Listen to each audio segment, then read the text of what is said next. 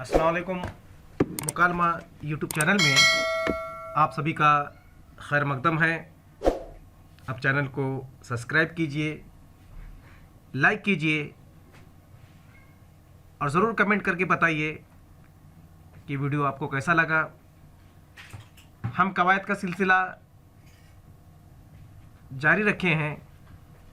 आज हम हाय मुख्तफ़ी, उसकी तारीफ़, उसकी इस्तेमाल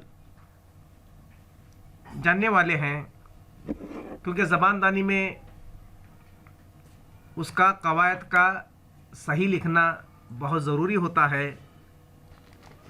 तो चलिए तारीफ़ देखते हैं हम लोग।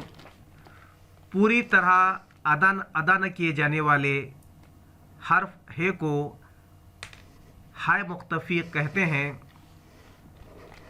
उसकी मिसाल देखिए, परवाना, पर्दा, मदरसा, दर्जा, हफ्ता। इन लफ्ज़ों का आखिरी हर्फ हे है, लेकिन अक्सर उनके तलफ़ुज़ के आखिर में आ की आवाज़ सुनाई देती है, यानी परवाना, पर्दा, मदरसा, दर्जा, हफ्ता।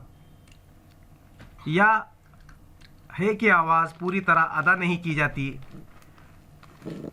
परवान,